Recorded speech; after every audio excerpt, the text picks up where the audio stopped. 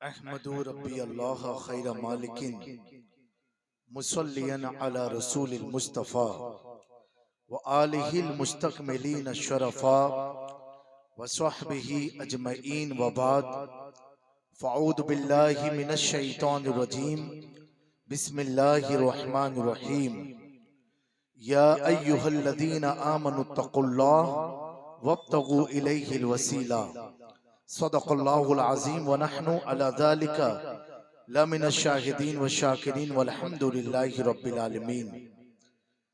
सहन नशीब पर तशरीफ फरमा मुअज़्ज़ज़ उलमाए ज़वील एहतराम, अइम्माए मसाजिद, शोराए किराम, तलबाए मदारिस इस्लामिया, बिलखुसूस शहज़ादगाने हुज़ूर गौसुल आलम तारिकुल सल्तनत महबूब यज़दानी मीर सुल्तान सैयद ओहदुद्दीन अशरफ जहांगीर समनानी सामानी नूर बख्शी रदी अल्लाह ताला अन्हु, हजरत पीर तरीकत रहबरे राहे शरीयत गुले गुलजार अशरफियत हजरत अल्लामा मौलाना सैयद शाह मिराज अशरफ अशरफीउल जिलानी साहिब सज्जादा खानकाह अहमदिया अशरफिया जाय शरीफ और मेरे सामने बैठी हुई बावकार सुन्नी अवाम व पर्दा नशी खवातीन इस्लाम, अस्सलामु अलैकुम व रहमतुल्लाहि ताला व बरकातुहू।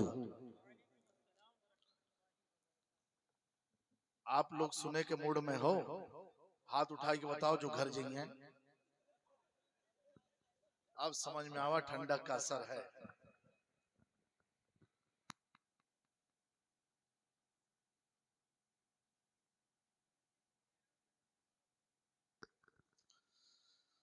देखिए रात भी काफी हो चुकी है। जब मैं स्टेज पर आया तो हमको ये लगा कि कहीं बर्फ तो नहीं गिर रही। इस तरह आप खामोश थे बिल्कुल, कि जैसे बर्फ में आदमी जम ना जाए। तो आप जमे तो नहीं हो ना?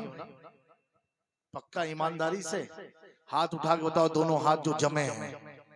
अच्छा यो ठीक है, जमे हो तभी तो जामी तो पास आए हैं।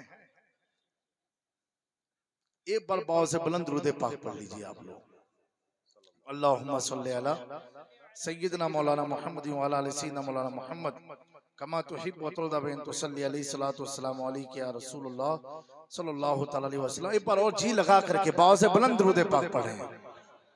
सल्लल्लाहु अला नबी उम्मीहि व आलिहि सल्लल्लाहु तआला अलैहि वसल्लम सलातु वस्सलामु अलैका या रसूलुल्लाह सल्लल्लाहु तआला अलैहि वसल्लम। एक बार और बाबू थोड़ा बुलंद आवाज से हाथ उठा के बोल दो या रसूल अल्लाह। ऐसा हमें लगे कितनी दूर से हम आए कि आप लोग जगे हो, सोए नहीं। और बुलंद आवाज से कह दो नारे हैदरी, और बुलंद आवाज से नारे हैदरी। माशाअल्लाह। देखें आज की जो तकरीब है ये सरकार सैयदना गौसे आजम की तरफ मंसूब और खुसूसियत के साथ मज़्ज़ूब इलाही हजरत पीर तरीक़त सैयद शाह जलाल अशरफ अशरफीउल जिलानी रहमतुल्लाहि ताला अलैहि की तरफ मंसूब है। अल्लाह ताला हजरत जलाल की बरकत से इस महफिल में कमाल पैदा फरमा दे और हम सबको उनके नाम की बरकतें अता फरमाए। अब जैसा आपका जवाब रहेगा ऐसा इंशाल्लाह बयान आप सुनेंगे। एक बार और बात से बुलंद दुरूद पाक पढ़ लीजिए।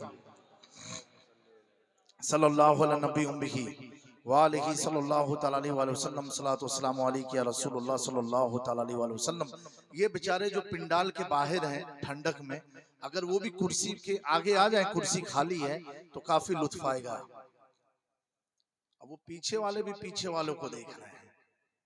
अब आप आगे की तरफ देखें, मखदूम पाक के शहजादों की तरफ देखें, इनके चेहरे से इबादत का सवाब हासिल करें, इनके दीदार से। तो हमारे सिफ्तैन भाई अजीमाबादी बड़ी मोहब्बत करते हैं अल्हम्दुलिल्लाह। ये और बात है कि मैं पटना गया, मुलाकात इनसे नहीं हो पाई, लेकिन बड़ी ही मोहब्बत करते हैं। इनकी ख्वाहिश थी कि कुछ शेर आप सुना दें, उसके बाद बयान करें। तो आप सुनने के मूड में हैं? नहीं डायरेक्ट बयान करो कि कुछ शेर सुनना चाहते हैं? हाथ उठा के बताएं जो शेर नहीं सुनेंगे। चलो कम ही लोग हो, कोई बात नहीं। तो एक बार और जी लगा करके हम सब अपने इसाले सवाब के लिए दुरूद पाक पढ़ लें।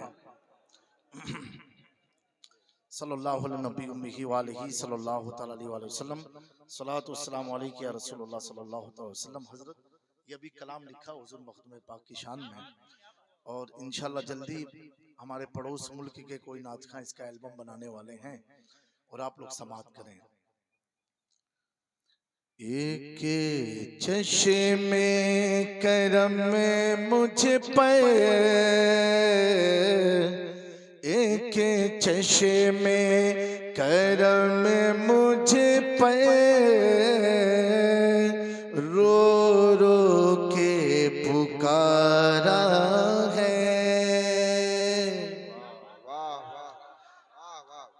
एक मुसीबत में थे तो हम गाड़ी में सफर कर रहे थे, आला हज़रत का कलाम चल रहा था। सुनते हैं कि महशर में, सुनते हैं, नहीं आप लोग पढ़ दो साथ पढ़ो। महशर में सिर्फ उनकी रसाई है। ये कलाम सुनते सुनते और मखदूम पाक की बारगाह में अर्ज किया, एक चश्मे करम मुझे पर है, रो रो के पुकारा है। एक चश्मे करम मुझे पर, रो रो के पुकारा है। एक तेरे सिवा अशरफ, एक तेरे सिवा अशरफ, मेरा कौन सहारा है। एक तेरे सिवा अशरफ, एक तेरे सिवा अशरफ, मेरा कौन सहारा है। हमें छोड़ के इस दर को जाए तो कहाँ जाए। हमें छोड़ के इस दर को आका जाए तो कहाँ जाए। दुख दर्द के, दुख दर्द के मारों का कहीं और बेचारा है। नारे तकबीर, नारे तकबीर, नारे रिसालत, नारे रिसालत। किसी की बताऊं मैं क्या हाल सुनाऊं मैं, किसे किसे की बताऊं मैं क्या हाल सुनाऊं मैं। कहीं अपने सताते हैं,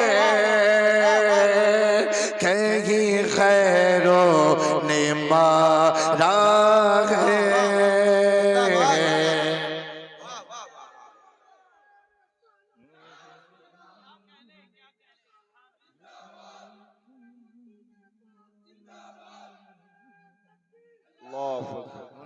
कहीं खैरों ने मारा है। ले ले तू मुझे अपनी शफ़क़त के इहाते में, है सामने, है सामने दर तेरा, और नीर किनारा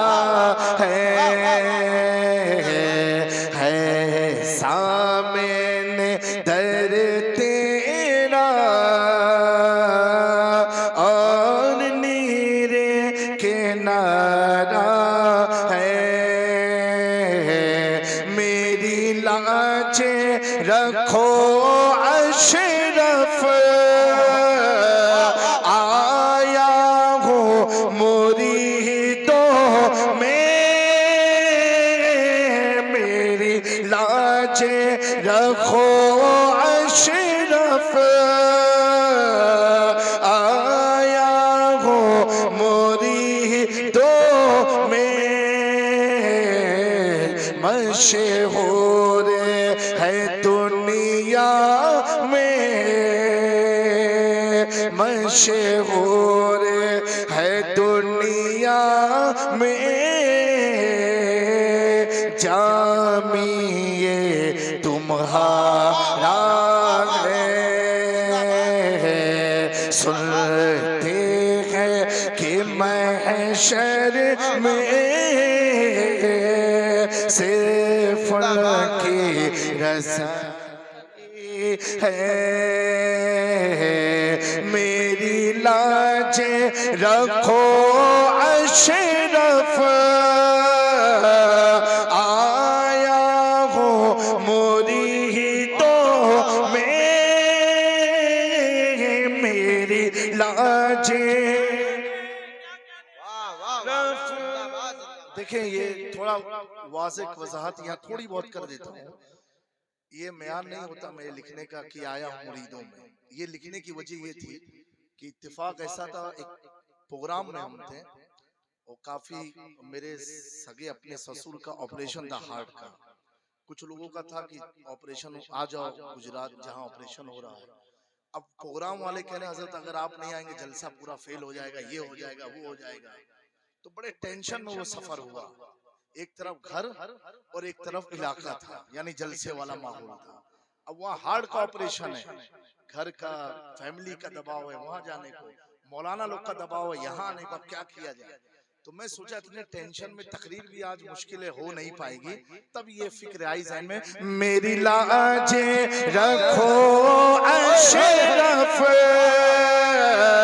आया हूँ मुरीदों में, यानी मेरे मुरीदों में नहीं, मखदूम अशरफ के मुरीदों में। मेरी लाजे रखो अशरफ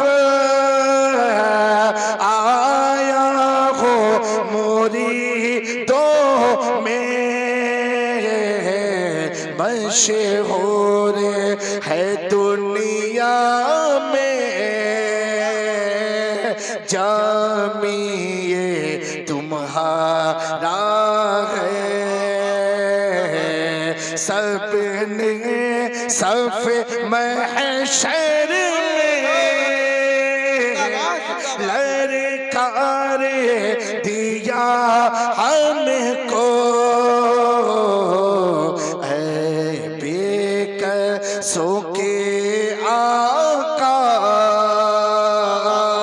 अब तेरी दुहाई है। बाज़ारे अमल में तो सौदाना बना अपना,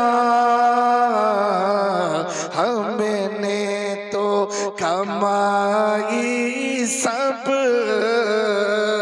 खेलों में गवाई है। मुजरिम को न शर्माओ, बाप कफन ढक दो, मुंह देखे कि क्या होगा, मुंह देखे कि क्या होगा। पर्दे में भलाई है, यूं तो सब उन्हीं का है, पर दिल की अगर पूछो ये टूटे हुए दिल ही खास उनकी कमाई है। अब मेरे इमाम इश्क मोहब्बत आला हज़रत फाज़िले बरेलवी आने वाले कुछ लोगों को जवाब देते हैं कि अहमद रजा का अकीदा टुलमुल नहीं है, अहमद रजा का अकीदा यकीनी है, यकीनी है, यकीनी है। तुम कह सकते हो सुनते हैं कि मैं शर में सिर्फ उनकी रसाई है, हो सकता है आला हज़रत को यकीन ना हो, तो आला हज़रत फरमाते हैं मतले में ये शक क्या था, और दो दो कसम खा के ताकीद पे ताकीद लगाई, वल्लाह रजा वल्लाह मतले में ये शक क्या था, वल्लाह रजा वल्लाह सिर्फ उनकी रसाई है, सिर्फ उनकी रसाई है, हाँ उनकी रसाई है। नारे तकबीर, नारे रिसालत, लो जबे तो बना नारे तकबीर, नारे रिसालत, नारे रिसालत, मसलके आला हजरत, मसलके आला हजरत, जश्ने दस्तार बंदी, नारे तकबीर, नारे रिसालत। जब ये मनकबत पढ़ता हूँ तो ये कलाम भी आला हज़रत के साथ में जोड़ देता हूँ। बहरहाल दोस्तों, वक्त भी ज्यादा हुआ है तो ज्यादा तमहीदी गुफ्तगू ना करते हुए डायरेक्ट पॉइंट पर आते हैं। एक मजूब कामिल के उर्स में आप बैठे, उनकी याद में आप बैठे हो, और जो मजूब होता है ना, एक चीज और क्लियर करूं, मेरे मखदूम पाक ने अपने फर्जंद मानवी हजरत अब्दुल रज़्ज़ाक़ नूरुल्लैन से फरमाया था, ए नूरुल्लैन मैंने दुआ कर दी तुम्हारी औलादों के लिए, अल्लाह तुम्हारी बाज औलादों में मजूब को पैदा फरमाएगा। वाह वाह, किसको पैदा फरमाएगा? मजूब को पैदा फरमाएगा। और ये सिलसिला आज तक चला आया है। ये मखदूम पाक की दुआओं का असर है। किसका असर है? और आगे मखदूम पाक ने फरमाया, ए नूरुल्लैन बाज तो तुम्हारी औलादें ऐसी भी आएंगी जिनमें मेरी सिफत पैदा हो जाएगी। बोलो बोलो, जिंदाबाद जिंदाबाद, मेरी सिफत पैदा हो जाएगी। तो एक मजूब कामिल, और मजूब तो कैसे होते मालूम है आपको? मजूब कैसे होते हैं? वो तो अगर कह दें जा तुझे जन्नत मिल गई, अल्लाह ताला उसे जन्नत अता फरमाता है। एक अलग दुनिया उनकी, एक अलग जिंदगी है, ये जिंदगी से बिल्कुल अलग। एक मजूब बगदाद शरीफ से गुजर रहे थे। मजूब होते कौन है, उनका मकाम आप जानो। तो फजर की नमाज के बाद आज भी, कल इंशाल्लाह मैं भी बगदाद शरीफ जा रहा हूँ। बोलो सुभान अल्लाह। सुभान अल्लाह। अल्लाह आपको भी सैयद जलाल की बरकत से गौसे आजम की चौखट दिखा दे। तो नमाज फजर की पढ़ के मजूब थे, कलंदर थे, और गुजरे। तो एक शख्स थे जिसका आज भी बगदाद में मलाई बहुत मशहूर है वहां की नाश्ते में। तो एक शख्स ने कहा, बाबा जी इधर आइए। वो आए, एक गिलास दूध दिया और मलाई दिया और रोटी दिया, उन्होंने खा ली। ये आज का नहीं, 500-600 साल पुराना वाकया है। खा लिया। खाने के बाद वो आगे गए, कहा अल्लाह तेरा शुक्र है, बिन मांगे तूने मेरा पेट तो भर दिया। आगे बढ़े, रिमझिम हल्की हल्की बारिश हो रही थी, खड़ाऊ पहने हुए थे। मजूब का तो हाल ये होता, अली वाले जहां बैठे वहीं जन्नत बना बैठे। तो आप गुजर रहे थे, एक गली के अंदर एक मर्द औरत की कुछ नाजायज गुफ्तगू ताल्लुकात के ताल्लुक से चल रही थी। उनकी खड़ाऊ एक कीचड़ में गई, तो उस कीचड़ के चंद जर्रात उस औरत के कपड़े पर लग गए। लगना था वो मर्द को औरत के सामने जाहिर करना था कि मैं तुझसे कितनी मोहब्बत करता हूं। उस मर्द ने उस मजजूब को एक तमाचा मार दिया। मारा, मजजूब तो आगे गए, आगे जाके कहते हैं अल्लाह तेरा शुक्र है, कहीं बिन मांगे पेट भराया, कहीं बिन मांगे मार भी खिलाया।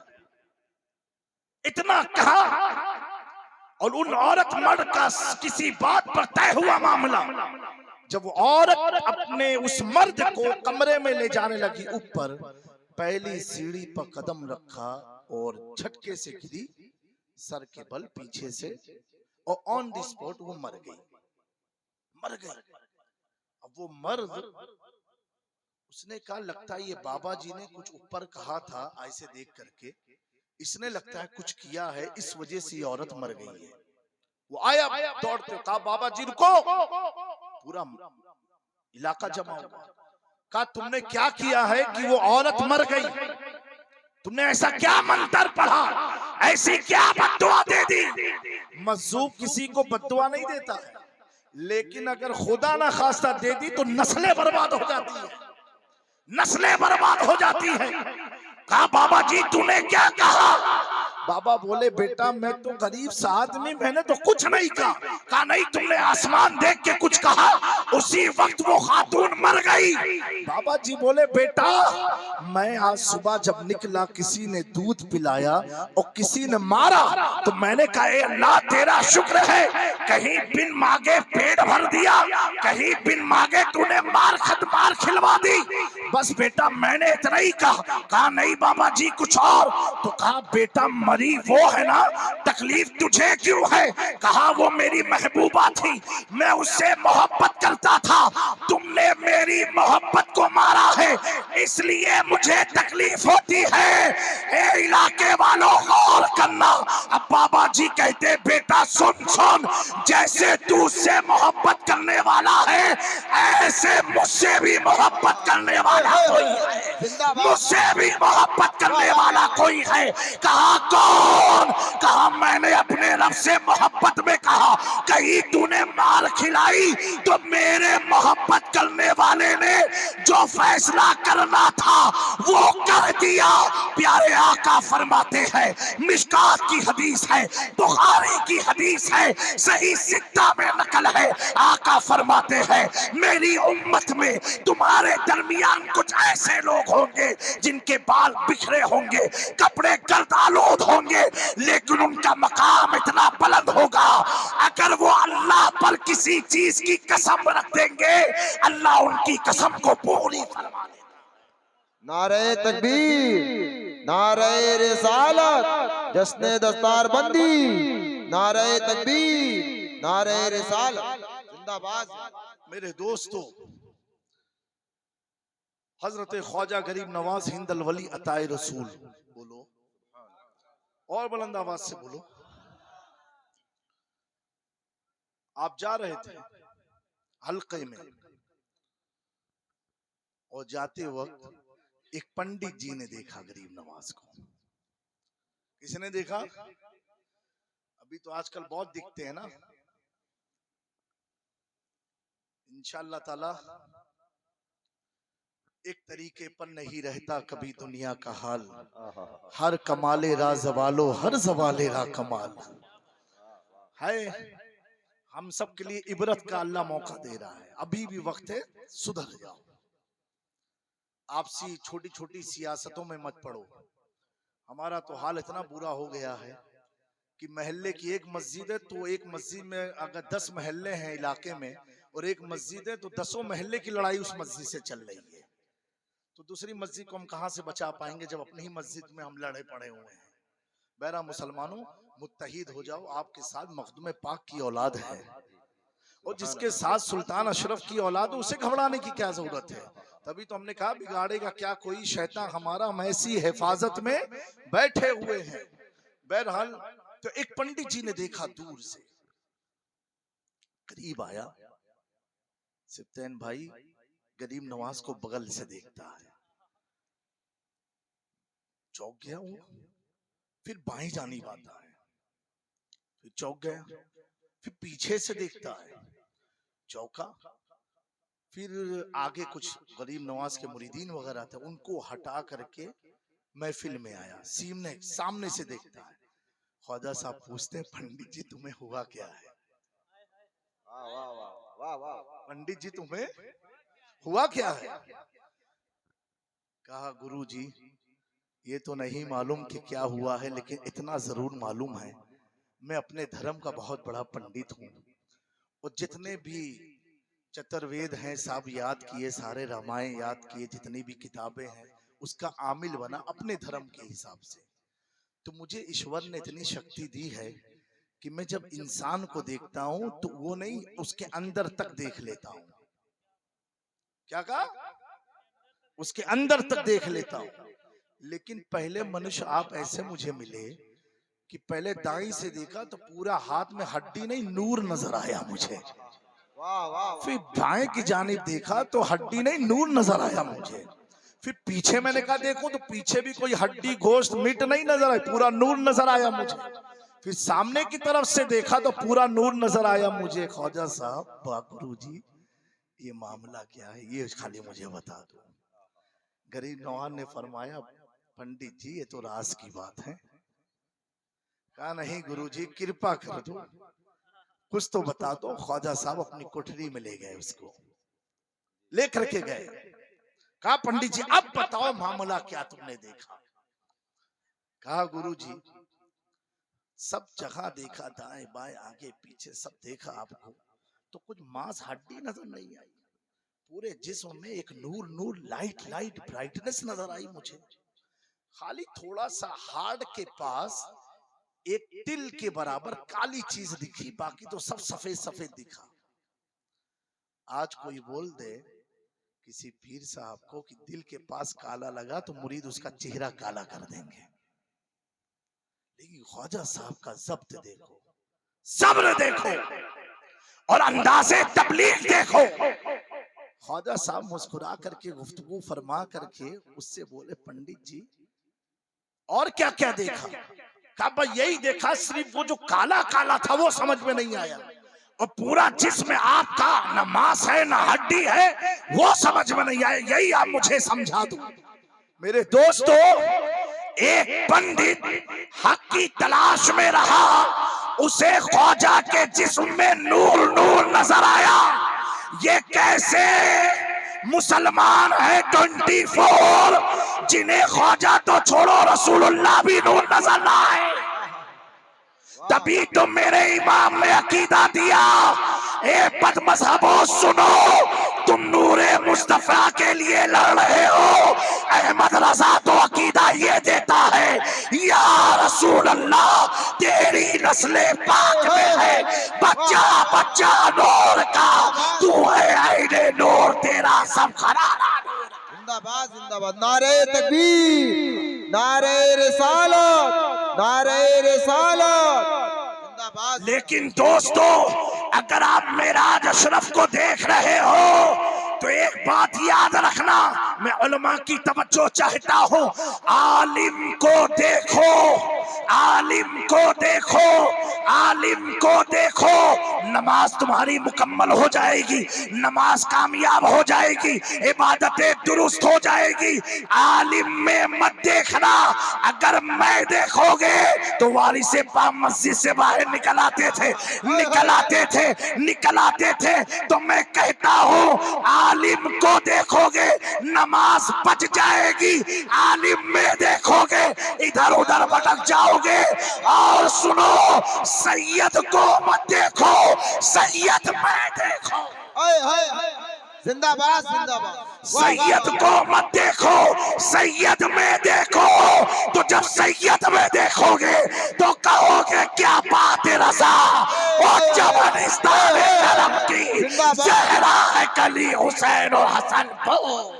नारे तकबीर, नारे रिसालत, नारे रिसालत, फैज़ाने जलाल अशरफ, फैज़ाने जलाल अशरफ, उलमाए अहले सुन्नत, नारे तकबीर, नारे रिसालत, एक बात और एक मिसाल दे के आपको क्लियर करूं, सुनने का मूड रखते हो कि नहीं रखते हो? हाथ उठा के बताओ जो घर जाने वाले हैं।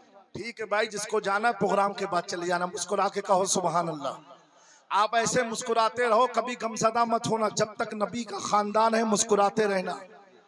बोलो बोलो, से एक बार मुस्कुरा के दिखाओ मुझे।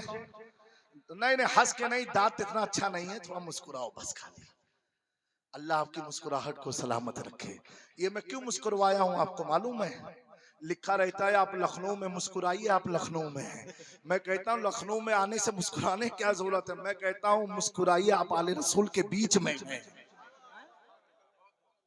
और प्यारे आका फरमाते हैं अगर कुछ पैसे उसे भी ना हो तुम्हारे पास, दीन के मामले में तो पैसा जल्दी निकलता ही नहीं है।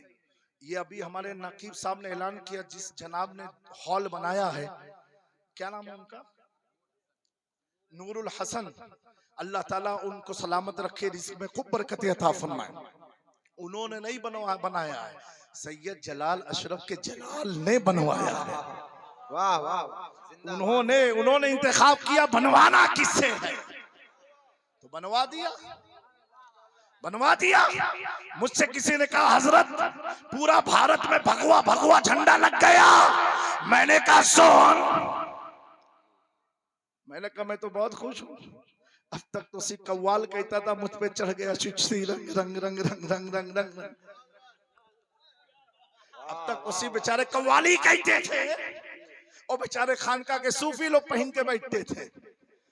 तो अल्लाह को जब करवाना है, चिश्ती रंग में भारत को नहलवाना है, अब हुकूमत किसी की भी हो, हमारा अकीदा तो यही है, कुर्सी पर कोई भी बैठे, राजा तो मेरा।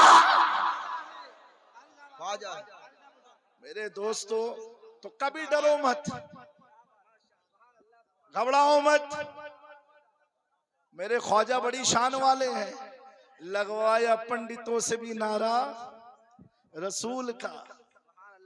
मेरे दोस्तों, अब कोई कह सकता है कि वो भी मौलाना थे हजरत, उनको नूर नहीं नजर आया? और बरेली से इमाम अहमद रजा को नजर आ गया। मैंने कहा सुनो, सबसे आसान बात, नौजवानों गौर से सुनना।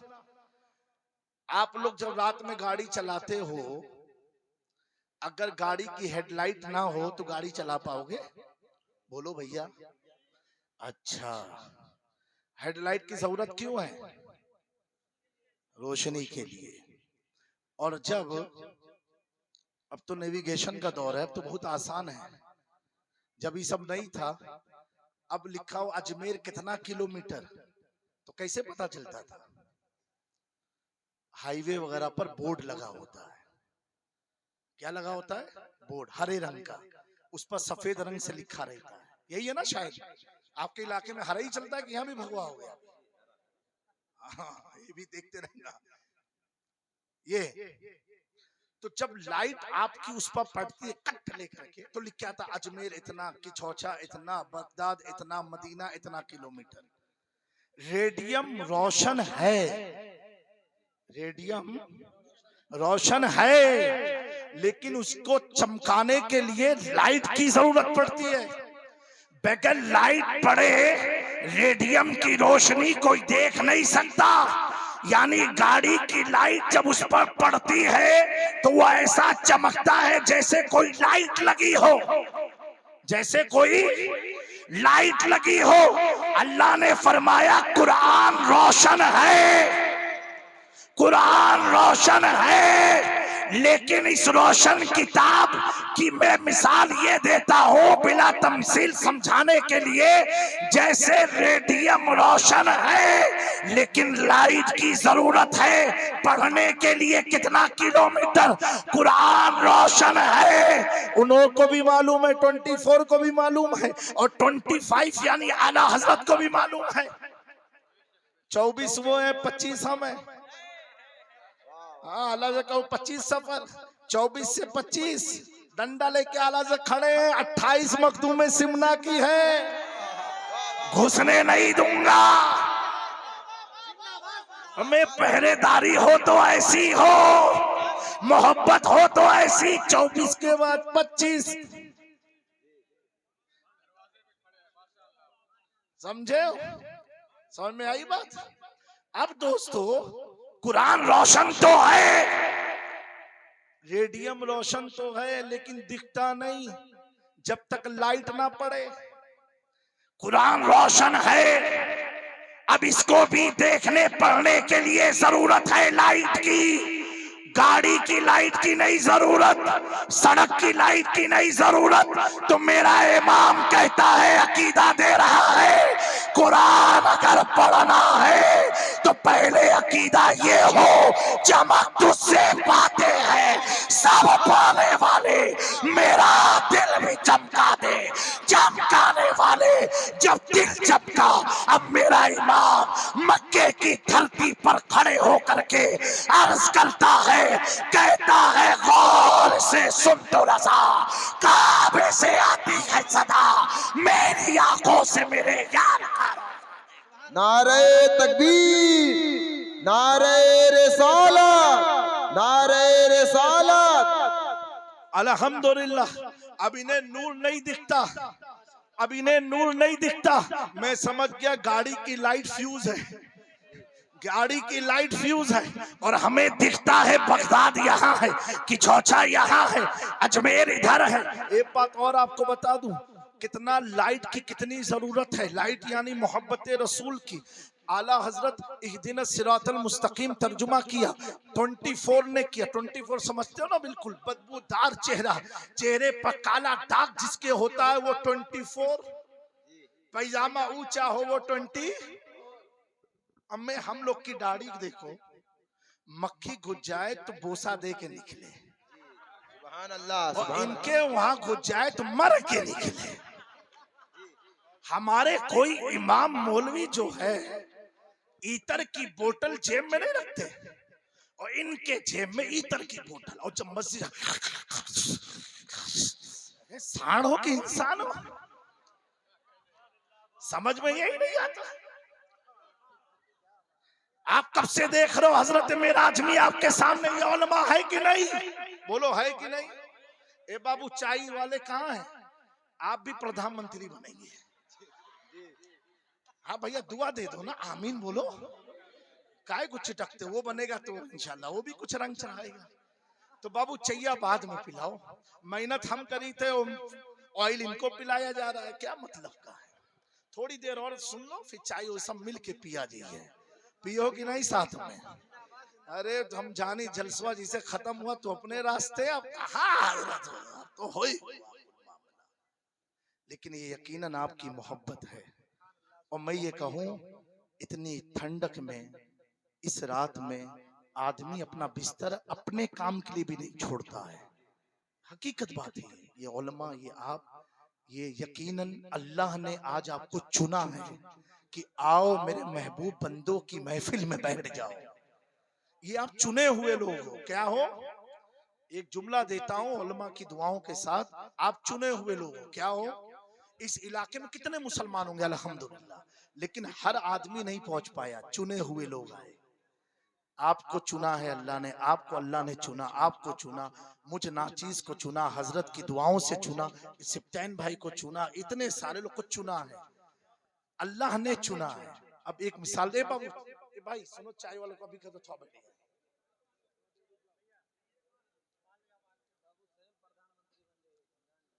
तो दोस्तों, अब एक बात बताओ, हमें किसने चुना? अल्लाह ने चुना। इसलिए तो इतनी बड़ी रात हमें मिल गई। तो अल्लाह ने हमें चुना। हमारा मकाम क्या है अभी आपको आसानी से समझाता हूँ। हम जिसे चुनते हैं वो वजीर आजम बनता है, हम जिसे चुनते हैं वो पार्लियामेंट का रुकन बनता है, हम जिसे चुनते हैं वो विधानसभा चुनाव जीतता है, हम चुने तो मंत्री बनता है, और जिसे अल्लाह चुन लेता है तो दुनिया में भी कामयाबी है और आखिरत में भी उसके लिए कामयाबी है। तो आप अपनी किस्मत पर नाज करना। हजरत इमाम मालिक से पूछा एक शख्स ने कि हुजूर, अगर हम आले रसूल के पास हैं उस वक्त हमें करना क्या चाहिए? हजरत इमाम मालिक फरमाते हैं, अगर तुम्हारी किस्मत से कोई आले रसूल के पास तुम बैठे हो तो उस वक्त नबी पाक पर दुरूद पढ़ते रहो, दुरूद पढ़ते रहो। कहा हुजूर ऐसा क्यों? कहा ऐसा इसलिए शक्ल मेराज अशरफ की है, खून मुस्तफा जाने है। हाय हाय हाय, वाह वाह वाह। तो दुरूद पढ़ते रहो, दुरूद पढ़ते रहो। कब? जब आले रसूल को देखते रहो। इसीलिए मैंने आपसे दुरूद शरीफ पढ़वाया है। तो मेरे प्यारो 24 और 25 की लड़ाई में बात और बताऊं आपको। इहदिना सिरातल मुस्तकीम, ए अल्लाह 24 ने कहा, ए अल्लाह हमें सीधा रास्ता दिखा, जबकि हिदायत का कहीं माना देखना है ही नहीं। क्या कहा? दिखा। 24 जिनकी हालत सांड की तरह है। हमारे इमाम अहले सुन्नत वल जमात 25 आला हज़रत ने किया तर्जुमा, ए अल्लाह सीधे रास्ते पर चला चला। और ये इतनी इंपॉर्टेंट दुआ है कि हर नमाज में हम मांगते हैं अल्लाह चला, वो कहते हैं अल्लाह दिखा। हम कहते हैं चला, वो कहते हैं हाल क्या हुआ मालूम है? हाल क्या हुआ? हम इतनी दुआ मांगी कि जैसे 12वीं शरीफ आई हम चले, जुलूस में चले, और ये हमें देखते हैं चलते क्यों, चलते क्यों? मैंने कहा दुआ कबूल हुई है, दुआ कबूल हुई है, चलते हैं। अरे चलते क्यों हो? मैं कहा दुआ कबूल हुई है। तुम देखते क्यों हो? तुम देखते, तुमने कहा देखा, तो तू देख रहा है। हम चल रहे, बगदाद ये देखते हैं हम चलते हैं, अजमेर ये देखते हैं हम चलते हैं, और बफज़ले इलाही कल क़यामत के दिन ये देखेंगे हम जन्नत की तरफ चलते रहेंगे, नारे चलते तकबीर, नारे रिसालत, चलते रहेंगे। तभी तो मेरा इमाम कहता है तुझसे और जन्नत से क्या मतलब, वहां भी दूर हो। रसूलुल्लाह की जन्नत, रसूलुल्लाह की। ए अल्लाह हमें भी चला दे, ए अल्लाह चला। फरिश्ते कहे चुप। पूरी जिंदगी दुआ तो मांगा, दिखा दिखा। देखना तेरा पड़ोसी जा रहा है, तू देखना तेरा ये जा रहा है, तू देखना मिराज मियाँ के मुरीद मिराज मियाँ के साथ जा रहे हैं, तू देखता रह। इनकी किस्मत में देखना है, हमारी किस्मत में चलना। अल्लाह ये चलना सलामत रखे। बोलो अल्लाह हमारा बैठना सलामत रखे। कहा ख्वाजा साहब यही समझा दूं ब्लैक ब्लैक डॉट क्या है? अल्लाह अकबर। मेरे ख्वाजा साहब मुस्कुरा के फरमाते हैं, पंडित जी एक बात पूछूं? तुमने तो बहुत सारी बात कही, एक बात मैं भी पूछूं? बोले बिल्कुल गुरुजी पूछिए। कहा सारा राज खोल दूंगा, सब कुछ बता दूंगा, लेकिन पंडित जी एक चीज तुमसे पूछता हूं बस। कहा पूछिए गुरुजी। कहा एक बार कलमा पढ़ लो ना। कहा कलमा मैं पढ़ूंगा और सीने का दाग आपके खत्म हो जाएगा? ख्वाजा साहब बोले हाँ। कहा पढ़ के देख लो। दोस्तों यहाँ पर जहन हाजिर करना। आज के टाइम पर 5-10 मिनट में किसी पंडित जी को आप कह सकते हो कलमा पढ़ो? हमें बहुत खराब रात चल रहा, अभी तो चले जाओगे अंदर। जबकि ये सत्ता बदलती है 5-5 साल में, बदलती है। चुनाव हुआ बदल गई। और उस जमाने में गरीब नवाज कह रहे कलमा पढ़। जो सत्ता 5 साल की नहीं थी, पृथ्वीराज चौहान का राज चल रहा था। एक राजा के हुकूमत में बोल रहे ख्वाजा। तो कैसी गरीब नवाज ने तबलीग 10-15 मिनट में की होगी, या कैसा अखलाक पेश किया होगा, या कैसा किरदार दिखाया होगा कि 5-10 मिनट के बाद आए हुए मेहमान को कह रहे कलमा तो पढ़ ले। अब मैं तुम 40-40 दिन ले जा करके मुसलमान को मुसलमान नहीं बना पाए। तुम दरवाजे दरवाजे जा करके भी किसी को मस्जिद तक ना ले जा पाए। अगर ले करके गया था बेदाग, निकला दाग ले करके। तुम्हारा हाल तबलीग का तो ये है कि किसी को पक्का मुसलमान भी ना बना पाए और चले हो खानकाहों पर उंगली उठाने। सुनो मेरे गरीब नवाज, नगर नगर डगर डगर, गली गली, महल्ले महल्ले, घर घर, मकान मकान तबलीग के लिए नहीं गए। सिर्फ एक चटाई पर बैठ करके अल्लाह अल्लाह अल्लाह की सदा बुलंद की 90 लाख भारतीयों ने कहा ला इलाहा इल्लल्लाह, ला इलाहा इल्लल्लाह। तभी तो इमाम का बेटा कहने पर मजबूर हुआ, वाह क्या मर्तबा है, वाह क्या मर्तबा है गौस है वाला तेरा। ऊंचे ऊंचों के सरों से कदम आला तेरा, सर भला क्या कोई जाने कि है कैसा तेरा। औलिया मरते हैं आंखें वो है तलवार तेरा। नारे तकबीर। ख्वाजा हिंद वो दरबार है आला तेरा, कभी महरूम नहीं मांगने वाला तेरा। का कलमा पढ़ ले। जिंदाबाद। उसने गरीब नवाज के जुमले को सुना और सुनते ही उसने कहा अशहदु अन ला इलाहा, नहीं आप लोग भी पढ़ रहे हैं, अशहदु अन ला इलाहा इल्लल्लाहु वहदहु ला शरीक लह व अशहदु अन्ना मुहम्मदन अब्दुहु व रसूलुहु।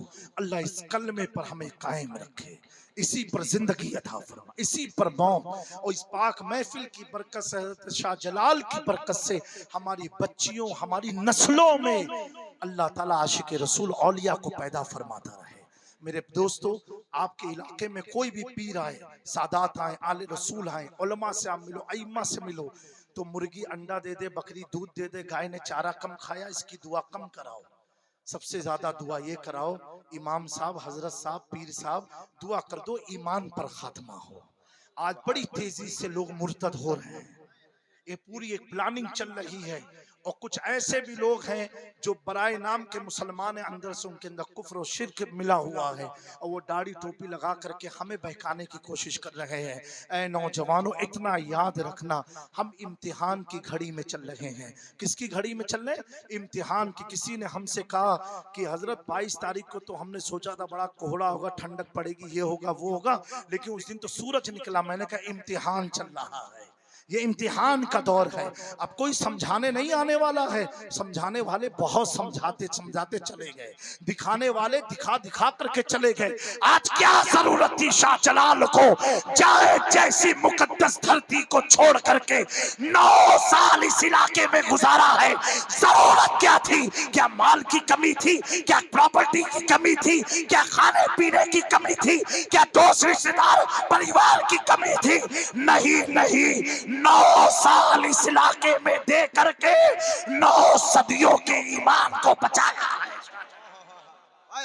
औलिया ने अपने घर को छोड़ा है, अपने जाति मफाद के लिए नहीं, अपने नाना की उम्मत को शिर्क और कुफ्र से बचाने के लिए छोड़ा है।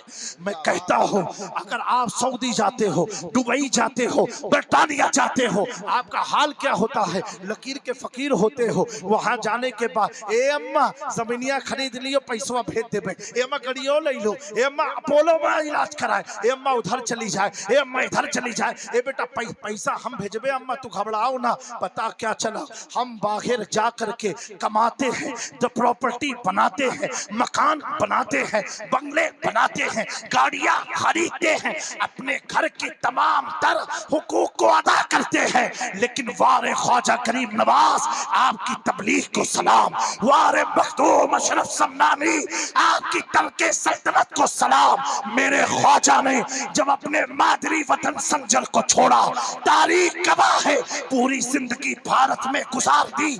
मेरे ख्वाजा ने पैसे लेकर के संजर में मकान ना बनाए, महल ना बनाए, बल्कि पूरी जिंदगी जिस हालत में आए थे उसी हालत से दुनिया से चले गए।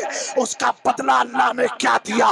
कश्मीर जाओ, बड़ी हवेली देखो, लिखा रहता है उस हवेली पर अताए गरीब नवाज। लखनऊ चले जाओ, लिखा रहेगा फैजाने गरीब नवाज। पूरे भारत भारत में देखो, अरे भारत की बात तो दूर की है, अभी फ्रांस का राष्ट्रपति भारत में आया था 26 जनवरी को, और उसने हमारे प्रधानमंत्री से कहा कि मुझे महबूब इलाही निजामुद्दीन औलिया की दरगाह जाना है। एक बात पूछना चाहता हूँ, जो वर्ल्ड के 3 सुपर पावर कंट्री में जिसका नाम आता हो, जो फ्रांस का राष्ट्रपति है, जिसके सामने बड़े बड़े मुल्क कांपते से नजर आते हैं, आंख में आंख डाल के कोई बात नहीं कर पाता है, जिसके इस्तेकबाल के लिए हमारी भारत सरकार ने अपनी सारी मिलिट्री को लगा दिया, नौसेना को लगा दिया, सारी आर्मी को लगा दिया। भारत का राष्ट्रपति जिसका खैर मकदम करता हो, भारत का प्रधानमंत्री जिसके पीछे चलता हो,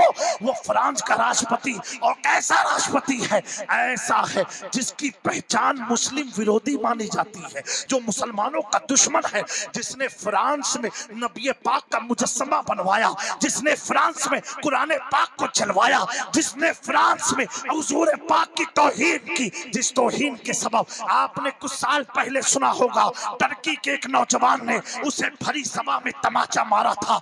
जब वो राष्ट्रपति भारत में आता है, भारत किसका है? दिल्ली वालों का नहीं है, भारत किसका है? अजमेर से चलने वाले मुल्क का नाम भारत है। उसने क्या कहा? ए वजीर आज़म हिंद, मुझे निजामुद्दीन दरगाह पर जाना है, वहां पर जाना है। जब प्रधानमंत्री ने पूछा आप वहां क्यों जाएंगे? Why you are planning to go to Mehboob Ilahi Nizamuddin Auliya holy shrine? तो उसने कहा I have read about the Nizamuddin Auliya, he was the great Sufi sant of Islam, I have to visit on his grave. उसने कहा मैंने पढ़ा है कि निजामुद्दीन औलिया भारत के सबसे महान सूफी संत का नारे तकबीर, नारे रिसालत, फैजाने जलाल अशरफ, नारे तकबीर, नारे रिसालत। मेरे दोस्तों, इससे पता क्या चला? जो मुस्लिम विरोधी मुल्क फ्रांस है, उसने भी ख्वाजा के शागिर्द के सामने अपने सर को खम करके कहा मैं मुजरिम हूँ आका, मुझे साथ ले लो के रास्ते में है, जा बचा। वाह वाह वाह, जिंदाबाद जिंदाबाद जिंदाबाद। इंडिया की किसी भी इलेक्ट्रॉनिक मीडिया ने इस खबर को नहीं चलाया, इस खबर को छिपाया। मेरे दोस्तों, आप जाना गूगल में सर्च करना, 28 जनवरी को फ्रांस का प्राइम मिनिस्टर कहाँ था, राष्ट्रपति कहाँ था? तो कहीं और नहीं था, ख्वाजा के गुलाम कुतुबुद्दीन बख्तियार काकी, उनके गुलाम बाबा फरीदुद्दीन गंजे शकर, उनके गुलाम निजामुद्दीन औलिया के कदमों के पास खड़ा था। और सिर्फ खड़ा नहीं था, उसने कहा है read about Nizamuddin Auliya, when he was alive he was listening the महफिल सीमा qawwali, I have to listen the qawwali in the shrine of Hazrat Nizamuddin दरगाह। कहा मैंने उनकी किताब में पढ़ा है कि वो कव्वाली भी सुनते थे, तो मुझे जो है उनकी बारगाह में कव्वाली भी सुनना है। मिट गए मिटते हैं मिट जाएंगे अदा तेरे। वाह वाह, तुमने इस्लाम को कमजोर कैसे समझ लिया? अरे इस्लाम किसी कमजोर खुदा का दीन नहीं है, इस्लाम किसी कमजोर नबी का दीन नहीं है। अरे जितना मिटाना चाहोगे इतने इस्लाम में खूबसूरती से गुलाम पैदा होते रहेंगे। एक पैगाम देना चाहता हूँ मुसलमानों, एक चीज जहन में रखना, यही पूरी तकरीर का निचोड़ है। एक बात बताओ, जब माली खेत को, जब माली गार्डन को सजाता है तो घास लगाता है, हरियाली लगाता है, तरह तरह के पौधे लगाता है जिससे खुशबू निकले, गुलाब लगाता है। लेकिन इतनी मेहनत के बाद जो माली यूरिया अंदर डालता हो, पानी डालता हो, कितने पसीने से सींचा हो, कुछ दिनों के बाद आप क्या देखते हो? वही माली एक बड़ी कैंची लेकर के आता है और गार्डन में आने के बाद टहनियों को काटना शुरू करता है। मैंने पूछा माली इतनी मेहनत से तूने लगाया और 1 महीने के बाद काट रहा है? कहा हाँ हजरत साहब काट रहा हो। मैं भी उसके साथ बैठ गया। तब तक एक अनारी आया, आने के बाद उसने कैंची उठाई और एक डाली को काटा। जैसे काटा। माली चिल्लाया, तूने उसको काटा क्यों? मैंने कहा माली साहब इतना गुस्सा मत करो, सुबह से तो इतनी तुमने काट डाली, अभी क्यों काटी है? तो माली ने कहा हजरत जी मैंने जितनी काटी है ये सब फजूल की थी, उसने जो काटी है वो सीधी टांग को काट दिया है, इसीलिए मुझे गुस्सा आया। मुसलमानों इबरत का वक्त है, फजूल की टहनी बनोगे, गैरों के हाथों से काटे जाओगे। अगर चाहते हो तुम्हारा घर बचा रहे, अगर चाहते हो तुम्हारी जात बची रहे, अगर चाहते हो तुम्हारा मकान बचा रहे, अगर चाहते हो तुम्हारा खेत खलियान बचा रहे, अगर चाहते हो परिवार बचा रहे, तो फजूल की टहनी मत पार, गुलामी मुस्तफा में आ जा। यही चोर तेरी हिफाजत करते नजर आए। जिंदाबाद। धरती का उसूल है, उलटफेर इस कुदरत ने धरती पर खूब किया है। जो फजूल का होता है उसे मार दिया जाता है, लेकिन सुनो सुनो, अगर सीधे आदमी पर कोई तलवार मारता है, कोई गोली चलाता है, तो सीधा आदमी तो चला जाता है, तब खुदा की कुदरत जोश में आती है। अब तक तूने जिसे मारा था वो तो फजूल के थे, उन्हें तो धरती की जरूरत भी ना थी, वो बेनमाजी थे, बदकार थे, उनके अंदर दिया था, रोजा का महीना पा के रोजा नहीं रखते थे, माल देने के बावजूद ज़कात अदा नहीं करते थे, साहिब इस्तिताअत होने के बावजूद हज नहीं करते थे, मार दिए जाओगे। लेकिन अगर सीधी टहनी पर चलती है तो दोस्तों भारत की धरती गवाह है, गवाह है, गवाह है। सन 2002 में पूरा प्लान किया गया कि अहमदाबाद का नाम कर्णावती कर दिया जाए, लेकिन जिस वक्त ऐलान होना था, क्योंकि अहमदाबाद किसी राजा का बसाया हुआ नहीं, 4 अहमद अल्लाह के वलियों का बसाया हुआ शहर है, और उन चारों वलियों ने इत्तेफाक किया था कयामत तक इस शहर का नाम अहमदाबाद होगा। जब नाम बदलना चाहे तो 2000 का सन था, गूगल में जाके देख लेना। ठीक 9 बजे पूरे गुजरात में ऐसा जलजला आया कि आज तक लोग भूल गए कि कर्णावती करना है कि अहमदाबाद। वाह वाह वाह। इसीलिए दोस्तों ये बात मैं तुम्हें बता दूं, मुगलों का नाम बदला जाए तो बेफिक्र रहो, कौन सा उन्होंने दीन का बहुत बड़ा काम किया है, जिसने किया हजरत औरंगजेब हमारे सर के ताज हैं। वो इतने बड़े सूफी थे, अल्लाह अकबर। जब मखदूम पाक की बारगाह में हाजिरी देने आए कचौचा शरीफ, उनके जमाने में मसनवी कब्रें बहुत बन रही थी, लेकिन लोग कब्रें बना बना के धंधा शुरू करते रहे, जैसे आज भी खूब चल रहा है, उनके जमाने में भी था। तो हजरत औरंगजेब, मैंने नॉन मुस्लिम से कहा कि तुमने ये कहते हो कि मंदिरों को तोड़ा है, मैंने कहा कितनी दरगाहों को तोड़ा, ये भी लिस्ट देख लो। हजरत औरंगजेब की बात कर रहा हूं मेरे प्यारों। सलाम करते जवाब नहीं आता ना, शहीद कर देते थे, तोड़ देते थे। लेकिन जब कचौचा शरीफ आए, सलामी दरवाजे से हर कदम पर 2 रकात नमाज पढ़ते हुए, हर एक कदम रखा 2 रकात नमाज।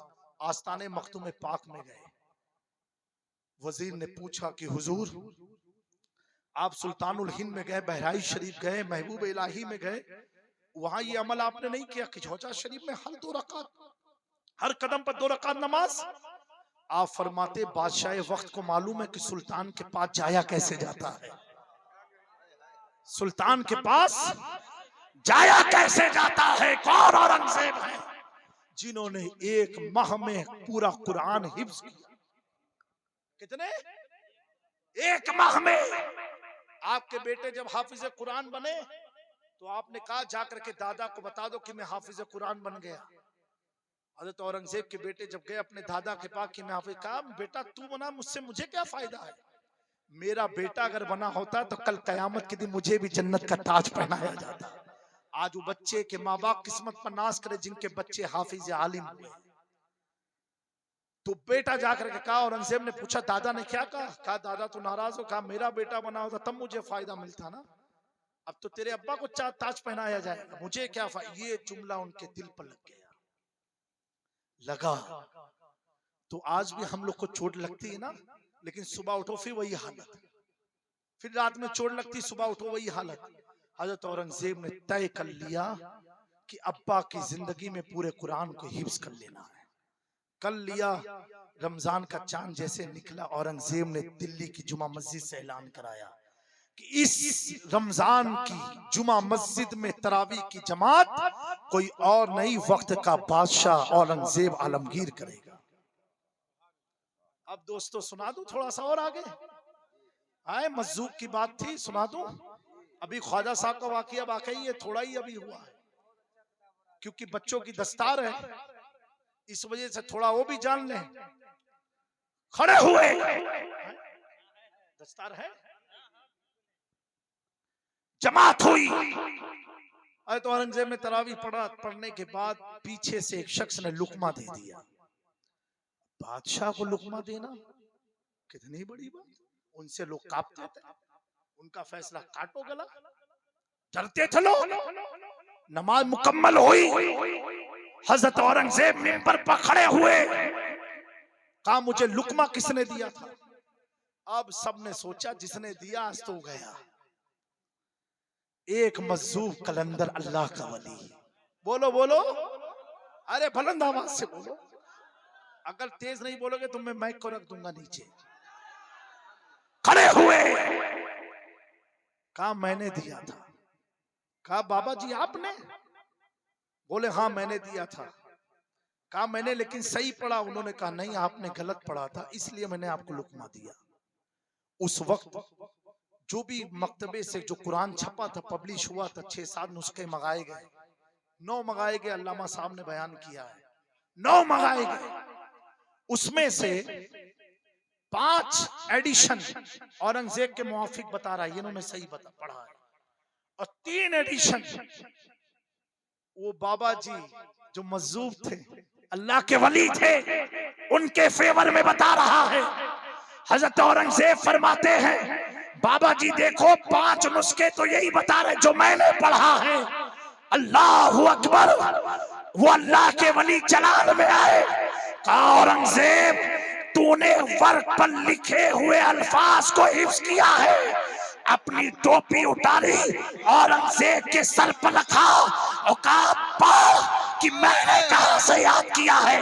जब आसमान की तरफ देखा, अब औरंगजेब के सामने आसमान नहीं, अल्लाह ने उस टोपी की बरकत से लोहे महफूज पर लिखा हुआ कुरान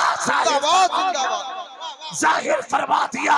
अब औरंगजेब से पूछते हैं वो बाबा जी, पूछते बता औरंगजेब तेरा पढ़ना सही था कि मेरा पढ़ना सही था।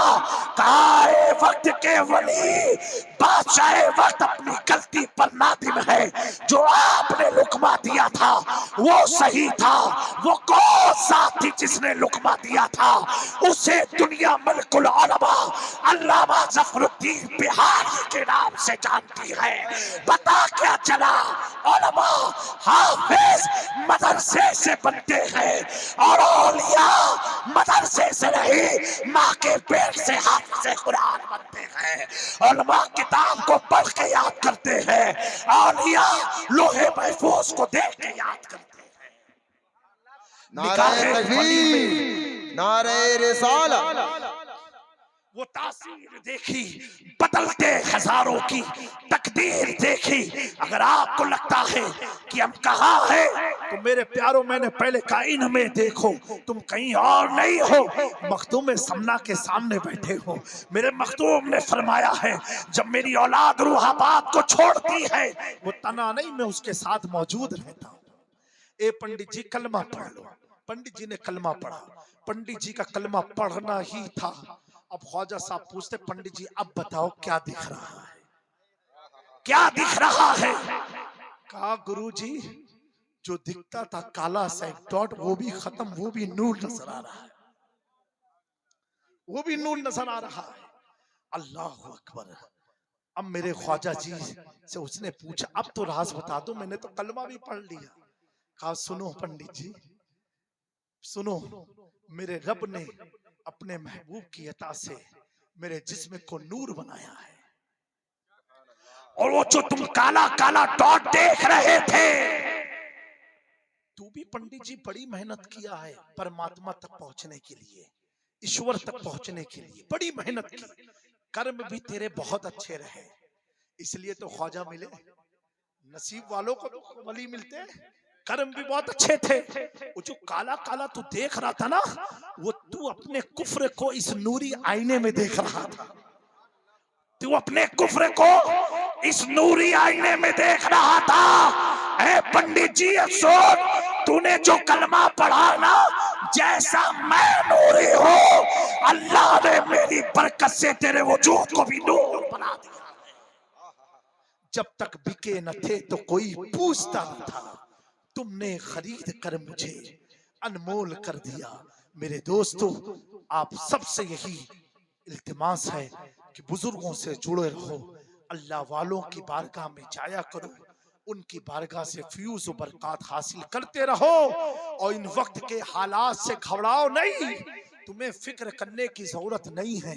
इतना याद रखना, इतना याद रखना, जब जुल्म शबाब पर होता है, एक हम देखते हैं कितना हाई है, एक अल्लाह के नजदीक जब शबाब पर जुल्म होता है, मुझे तो अभी महसूस नहीं हो रहा कि कोई जुल्म हो रहा है। मैं तो समझ रहा हूँ इन्हें बैठाया ही इसलिए गया है ताकि हम अपनी मस्जिदों को आबाद करें। इन्हें बैठाया ही इसलिए गया है ताकि हम अपने उलमा और बुजुर्गों से करीब हो जाएं। इन्हें बैठाया ही इसलिए गया है ताकि हम आपस में मुत्तहिद हो जाएं। इन्हें अच्छा, मुत्तहिद होने की बात पर और वाज़ेह कर लूं, हमारा इत्तेहाद हर मुसलमान से नहीं हो सकता, मर जाएंगे तन्हाई में, नहीं हो सकता। हमारा इत्तेहाद सिर्फ उसी से हो सकता है जिसका ये अकीदा हो, जहां पानी अता कर दे, भरी जन्नत हिबा कर दे, नबी मुख्तार कुल है, जिसे जो चाहे अता कर दे, जिसका अकीदा हुजूर के लिए मुख्तार है, वो हमारे सीने का ताजदार है। वाह वाह वाह वाह।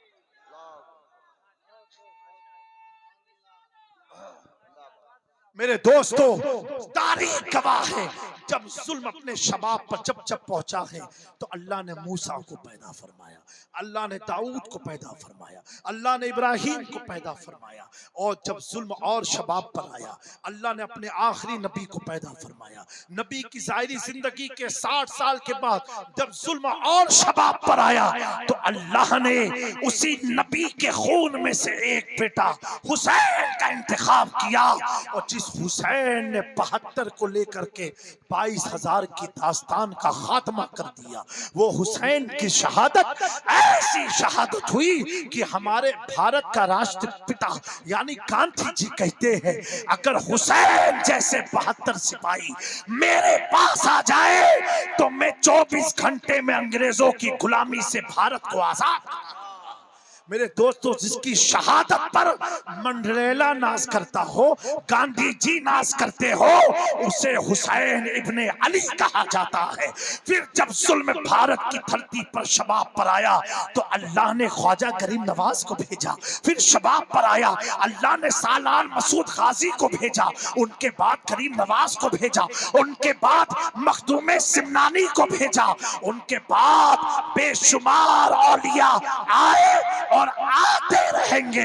अपनी कामयाबी, अपनी हिफाजत चाहते हो तो दुनिया के सियासतदानों के बोलने पर भरोसा मत करना, अगर भरोसा करना आले रसूल की जात पर करना, अपने उलमा से करना, क्योंकि मेरे प्यारो, ये अगरचे 5,000 कमाते हैं लेकिन आपको रब से दूर नहीं, रब से करीब करने का काम करते हैं। अपने उलमा का ख्याल रखो, अपने मदरसे का ख्याल रखो। बहुत खराब दौर से हम गुजर रहे हैं। ये स्पेन की पॉलिसी हमारे मुल्क में नाफिज की जा रही है। स्पेन में क्या हुआ, इस्लाम को कैसे मिटाया गया, कैसे काट काट के नहीं, पहले मदरसे बंद कराए गए, मसाजिद बंद कराई गई। मेरे दोस्तों, ये मदरसा हमारा हथियार है, ये मस्जिद हमारी हथियार है, इसे जाये मत होने देना। अगर चाहते हो मस्जिद का तहफ्फुज, अपनी मस्जिद को अपनी पेशानियों से भर दो। इबादत करने वाले हो, तुम मस्जिद का ख्याल रखो, मस्जिद तुम्हारा ख्याल रखेगी। तुम मस्जिद को भरो, अल्लाह तेरे पेट को भरेगा। तुम मस्जिद की तरफ बढ़ के आ, अल्लाह तुझसे करीब हो जाएगा। ऐ यूपी के मुसलमानों, इन चंद बात पर अगर मेरी बात कोई बुरी लगी हो, माफ करना। खुदारा खुदारा अपनी जिंदगी को तब्दील कर लो। हम अय्याशी के लिए, शराब के लिए, जुए के लिए, सत्ते के लिए, जिनाखोरी के लिए, एक दूसरे पर तोहमत लगाने के लिए पैदा नहीं किए गए हैं। हम अल्लाह और उसके रसूल के दीन पर अमल करने के लिए पैदा किए गए हैं। हम अपना अमल ऐसा बना ले, ऐसा बना ले। आज भी हमारे मुल्क हिंदुस्तान में ऐसे भी हिंदू हैं, हम सफर करते हमें मालूम है। आज ही हमारी फ्लाइट में पंडित जी थे, साथ में आगे की सीट पर थे। एक शख्स कुछ दीनी मामलात पर बहस कर रहा था, कुछ पूछ रहा था। बात होते होते जब अहमदाबाद से हम लखनऊ पहुंचे तो वो पंडित जी निकले नहीं। उनकी 4 नंबर की सीट थी, मेरी 5 नंबर की थी। तो मैं कहा आप चले तभी तो मैं कहा नहीं नहीं गुरुजी पहले आप चले, पहले आप आगे जाए। ना उससे मेरी कोई जान ना पहचान, ना मेरे इलाके का, ना मेरे वतन का। मेरे वतन का लेकिन मेरे इलाके का, मेरे राज्य सूबे का नहीं है। लेकिन मैं समझ गया ये जामी मियाँ की कदर नहीं है, ये इस दाढ़ी और टोपी की कदर हो रही है, इस दाढ़ी और टोपी की कदर हो रही है। मेरे मुसलमान भाइयों, अगर तुम देखते हो आज के दौर में इन्हें चोटी रखने में शर्म नहीं आती तो तुम्हें दाढ़ी रखने में क्यों शर्म आ रही है? दाढ़ी तो रखो कम से कम, ये तुम्हारे तहफ्फुज का जरिया बनेगा। ये किसने तुम्हारे दिमाग में डाल दिया है कि दाढ़ी रखने से नुकसान होता है? हमें दाढ़ी रखने से नुकसान नहीं, दाढ़ी रखने से खुदा मिलता है, रसूल मिलते हैं। और जो तेरा मुखालिफ होगा अल्लाह उसके अंदर तेरा खौफ पैदा फरमा देगा। और कम से कम इतना तो सोचो, अगर खुदा ना खास्ता कहीं शहीद हो गए तो तेरी दाढ़ी की बदौलत तुझे जमीन मिल जाएगी, ना तो कोई भी तुझे आग के हवाले करके चला। वाह वाह वाह वाह। कुछ तो मुसलमानों बेदारी लो, कुछ तो होश के नाखून लो, कुछ तो अपनी जिंदगी में तब्दीली पैदा करो। कब तक गफलत की नींद सोते रहोगे? कब तक अपनी जिंदगी इस तरह बनाते रहोगे? तुम सही हो जाओ, बहन बेटियां सही हो जाएंगी। आज बड़ी तादाद में हमारी कौम की बच्चियां गैरों के साथ जा रही है, उसकी असल वजह हमारे नौजवान है, हमारे नौजवान है। क्या है? शादी जब जाती है, ए अम्मा मैं नहीं करी हूँ, काहे नहीं करी हो के चेहरे पर तिला बहुत बड़ी है, मैं नहीं करी हूँ। ए अम्मा मैं नहीं करी, बहुत काली है। तो तू कितना गोरा है कि अमेरिका से आया है? अपनी शक्ल भी देख ले। लेकिन मेरे दोस्तों, ये आप जुल्म कर रहे हो, आप अपनी नस्लों को तबाह कर रहे हो, आप अपनी जनरेशन को बर्बाद कर रहे हो। उस वक्ती चीज का नाम है दौलत, वक्ती चीज का नाम है। आज हमारी शादी का हाल, जिस आका ने शादी को रहमत बनाया, आज हमने क्या हाल कर दिया कि लाख लाख रुपया लेंगे, जहेज लेंगे, लड़की से शादी करने जा रहे हो कि भीख मांगने का काम शुरू कर दिया। ए मेरी कौम के जिम्मेदार लोगों, जब तक आप अपने अंदर तब्दीली नहीं लाओगे, आपकी औलादें आपको देख करके संवरने वाली हैं।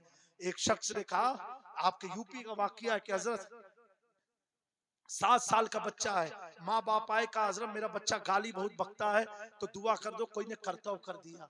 अस्तगफुरुल्लाह, मेरा दिमाग तो इतना खराब हुआ कि मैं क्या बताऊं। 7 साल की उम्र में करतव ये किया कि गाली बक के माँ बाप को। मैंने उस बच्चे से कहा बेटा तू नीचे जा। माँ बाप से मैंने कहा ईमानदारी से बताना कितना साल हुआ शादी के? बोले इतना साल हुआ। हमने कहा ये बताओ कितनी तुम लोग की लड़ाई होती है? कहा हजरत बहुत लड़ाई होती, जब देखो ये लड़ा कराते मुझसे। तो हमने कहा कितनी गाली बकते हो? हंसने की बात नहीं, अफसोस की बात है। कितनी गाली बकते हो? अरे हजरत गलती हो गई। गलती तो हो गई, अब 7 साल के बच्चे की गलती कैसे सुधार पाओगे? कैसे सुधार पाओगे? अगर वो बच्चा तुम्हें लगता है 2 महीने का है, गूंगा है, बहरा है, नहीं दोस्तों, 2 महीने का बच्चा बहरा गूंगा नहीं होता। जो माँ बाप बोलते हैं वही तो बोलना वो सीखता है। उसे किसने सिखाया था ये पानी है? उसे किसने सिखाया था ये चावल है? उसे किसने सिखाया था ये मैगी है? उसे किसने सिखाया था ये प्लेट है? वो 2 महीने से सुनता आ रहा, ये चावल है, ये दाल है, ये पीले रंग की दाल है, ये काले रंग की दाल है। जो जो माँ बाप बोलते गए बच्चा सीखता गया। जब 5 साल की उम्र पर पहुंचा, जब बोलने की सलाहियत अल्लाह ने दी, अब आपको कहना नहीं पड़ेगा बेटा ये रोटी है, बेटा खुद बोलता है। माँ कहती बेटा जा रोटी ले आ, तो बताना नहीं पड़ता जैसे गोल गोल होगी, पतली सी होगी, बेटा खुद जाके रोटी ले आता है। जैसा तुम बच्चों के पैदाइश के वक्त करोगे, जैसी खेत सींचोगे, वैसा अनाज तुम्हें मिलेगा। ऐ मेरे नौजवानों, इस गफलत की गाली गलोच की दुनिया से बाहर आओ। और अगर तुमको यही एक करतब किसी ने कर दिया तो जाओ पूरी जिंदगी तलाशते रहो। 20,000 दो, 10,000 दो, 5,000 दो, जब लुटा जाओगे तो किछोछा याद आएगा, चलो मखदूम साहब में इलाज करा लेते हैं। ये कौम का हाल है, ऐसे हाल से बाहर निकल आओ। मैं किसी करतब का मुमकिन नहीं हूँ, है जादू है, लेकिन अपने बच्चों की तरबियत अच्छी देते रहोगे। बताओ 7 साल की उम्र से पहले बच्चों को अगर बेटा सर में दर्द हो तो पैरासीटामोल नहीं खाना चाहिए, क्लोज रब्बी नास पढ़ के अपने ऊपर दम कर लेना चाहिए। सिखाया ही नहीं। बेटा सूरह फातिहा पढ़ना चाहिए, ला इलाहा इल्लल्लाह पढ़ना चाहिए। हजरत अफसोस की बात है, मैं वक्त ले रहा हूं, माफ कीजिएगा, ऐसे इलाके हैं यूपी में कि जहां निकाह पढ़ाने जाओ और जब दुल्हे को कलमा पढ़ाओ तो अशहदु अन्ना नहीं बोल पाता है, ऐसे करता है। ये हाल है जो कौम कलमा ना पढ़ पाती हो, अपने दीन के कलमे को ना पढ़ पाती हो। ये कौम चलिए लड़ने। अरे पहले तू अपने आप से लड़ ले, पहले अपने आप को मुसलमान तो साबित कर ले। खाली खतना करा लेने से कोई मुसलमान नहीं होता। इतना याद रखना मेरे दोस्तों, कलमा सही करो, कुरान पढ़ना सही करो। सूरह फातिहा नहीं पढ़ पाते, सूरह नास नहीं पढ़ पाते हो बेटा, मैं खुदारा हाथ जोड़ के कह रहा हूँ हजरत की मौजूदगी में, अगर आपको बुरा लगे मुझे माफ करना, मैं आपको तंज नहीं दे रहा हूँ, ये बात मैं अपने लिए भी बोल रहा हूँ। मेरे प्यारो बुरा मत मानना, हंस करके मुस्कुरा के मत उठना। एक बार खानका से जुड़े हो ना, अपने घर के कमरे में तन्हाई पर, मुसल्ले पर नहीं चटाई पर लेट करके सोचना तुमने अल्लाह के लिए कितना काम किया है, हुजूर के दीन के लिए कितना काम किया है, और अल्लाह ने तुझे कितना अता किया है। अगर आंसू आंखों से गिर जाए तो समझ जाना ईमानी हरारत जिंदा है, अगर फिर भी आंसू ना गिरे तो समझ जाना मर चुके हो। बार बार जाओ जाओ जाओ, अपनी पैरों के तलवों को लगा ढालो। खुदा आसानी से नहीं मिलता, जलालुद्दीन रूमी से पूछो, किताबों से नहीं मिला, पीरे कामिल से खुदा की। जाओ इन वलियों की बारगाह के चक्कर लगाओ। और हमारा हाल कैसा है, अजमेर शरीफ जाएंगे कि छोटा शरीफ जाएंगे, वहां से जब आएंगे बहुत खराब खादिम हो गए, बहुत मारा थे, पैसवा ले लेते, ई कर लेते। जब सिगरेट पियत हो तो पैसा नहीं याद आते। बताओ मेरे दोस्तों, ये हमारा हाल हो चुका है। जाएंगे अजमेर शरीफ हजारों रुपया खर्च करके, ख्वाजा साहब में गए, ए अम्मा जरा आस्थाना देख लो, तू देखो, तू दे बाबा को बुलाई लो, वहू देख ले एक बार। तू 1000 रुपया खर्च करके मोबाइल में दिखाने गया था कि अपने लिए दुआ मांगने गया था, फिर आए वही 0/0, वही 0/0। मेरे दोस्तों ऐसे जिंदगी नहीं होने वाली। कुछ अपने अंदर तब्दीली लाओ, बुजुर्गों की सोबत इख्तियार करो, खानकाहों के चक्कर लगाओ, वलियों की बारगाह में बैठा करो, उससे इंशाअल्लाह तबारक तआला। इमाम गजाली ने फरमाया है, कपड़ा नापाक होता है उसे पानी की जरूरत होती है, और पानी से भी कपड़ा पाक नहीं होता, फिर सूरज की शुआओं की जरूरत होती है। आखिरी बात है, इमाम गजाली फरमाते हैं, जब गुनाह ज्यादा आदमी करता है, खुदा से बहुत दूर हो जाता है, तो उसका दिल एक नजासत का अड्डा बन जाता है, एक गलीस अड्डा बन जाता है। अब उसे नमाज की तौफीक छीन ली जाती है, अजान सुन के उसको नमाज पढ़ने का मन नहीं होता। अस्तगफिरुल्लाह, नौज़ बिल्लाह। मेरे दोस्तों, इमाम गजाली फरमाते हैं, इस दिल की नजासत को अगर साफ करना है तो एक तरीका है, वो तरीका यह है कि खुदा की खशियत में आंखों से आंसू गिराओ। आप फरमाते हैं वो आंख के आंसू के पानी में इतनी ताकत है कि वो दिल की नजासत को साफ कर देता है। फिर आप फरमाते हैं अब सूरज की रोशनी की जरूरत है, तो वो नहीं कि जाओ के सीना खोल के मैदान में खड़े हो जाओ, नहीं, आप फरमाते किसी वली कामिल की बारगाह में चले जाओ, वहां बाअदब होकर के बैठ जाओ, और उनकी नजर पड़ती रहेगी पड़ती रहेगी पड़ती रहेगी। जिस तरह सूरज की रोशनी गीले कपड़े को सुखा देती है, ऐसे तेरे दिल को वो पाकीज़ा करके मुअत्तर कर दिया करेंगे। मेरे दोस्तों, आप वक्त आ गया है, अपने आप को इसी रविश पर लाने का, इसी तरीके पर लाने का। मेरी गुफ्तगू में किसी की दिल आजारी हुई हो या किसी को तंज लगा हो, आप मुझे माफ करना, अल्लाह मुझे माफ फरमाए। और इस पाक महफिल की बरकत से अल्लाह ताला हमारी इस महफिल को कबूल फरमा करके हमें बोलने और सुनने से ज्यादा अमल की तौफीक अता फरमाए। और बिलखुसूस हजरत मज़्ज़ूब इलाही सैयद जलालुद्दीन सैयद जलाल अशरफ रहमतुल्लाहि ताला अलैह के फैजान से हमें और इस इलाके वालों को माला माल फरमाए। आज जो हमारे खानवादे में गाजी मिल्लत का सितारा जो चमका है खिताबत में, वो किसकी बदौलत है?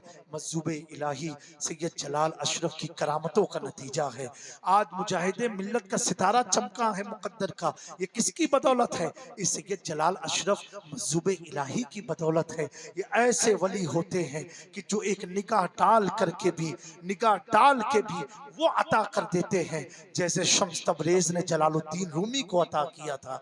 अल्लाह ऐसा हमें भी कोई जिंदगी में पीर अता फरमा दे कि जिसकी एक निगाह से हमारी जिंदगी तब्दील हो जाए, सवर जाए। ऐसों की सोहबत, ऐसों की बारगाह हमें अता फरमाए। मैं दिल की गहराइयों के साथ हजरत पीर तरीकत रहबरे राह शरीयत हजरत सैयद मिराज अशरफ अशरफीउल जिलानी का ममनून और मशकूर हूँ, जिनकी दावत पर मैं आपकी बारगाह में हाजिर आया। और हजरत मेरी मोहब्बत में, आपकी मोहब्बत में इतने देर तक स्टेज पर बैठे रहे, मैं उसके लिए भी माजरत खा हूँ। और कोई भी मेरे बोलने में, मेरे अपने बुजुर्ग हैं, मेरे खानदान के हैं, अगर कोई कमी बेशी हुई हो तो हजरत मुझे माफ फरमा करके जरूर मेरी इस्लाह फरमाए। अस्तगफिरुल्लाह रब्बी मिन कुल्लि ज़म्बि व अतूबु इलैहि ली खम्सतुन उतफी बिहा हर्रल वबाइल हातिमा अल मुस्तफा वल मुर्तजा व बनाहुमा वल फातिमा। सुबहान अस्सलातु वस्सलामु अलैका या हबीबी या तबीबी या रसूलुल्लाह सल्लल्लाहु अलैहि वसल्लम। अस्सलामु अलैकुम व रहमतुल्लाह।